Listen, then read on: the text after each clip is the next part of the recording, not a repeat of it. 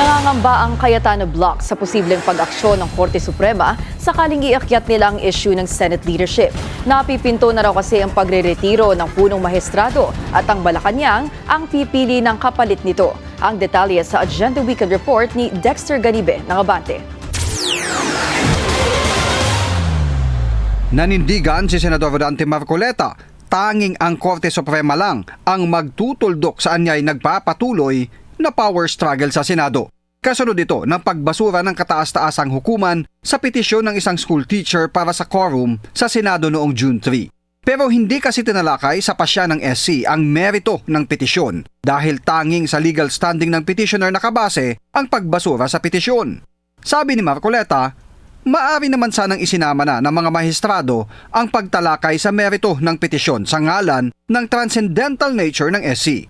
Nanindigan si Marcoleta na hindi sapat ang pagkilala ng liderato ng House of Representatives maging ng Malacanang sa liderato ni Senador Win Gatchalian dahil Korte Suprema niya ang final arbiter. Kaya sabi ni Marcoleta, maaring gawin ng kampo ni Senador Alan Peter Cayetano ang dumulog sa kataas-taasang hukuman. Pero may nakikita si Marcoleta na maaring maging balakid kung maghahain sila ng petisyon sa Korte Suprema para humiling ng temporary restraining order o kaya ay status quo ante order. Anya, nakatakda ng magretiro sa Nobyembre 6 si Chief Justice Alexander Gismundo.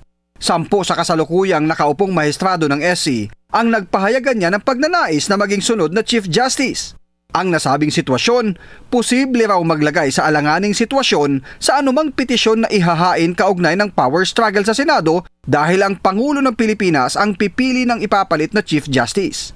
Paliwanag ni Marcoleta, anumang desisyon ng mga mahistrado na taliwas sa inihayag na ng Malacanang na pagsuporta kay Gatchalian ay maglalagay sa hindi paborableng sitwasyon sa mga mahistradong nag-a-apply na maging Chief Justice.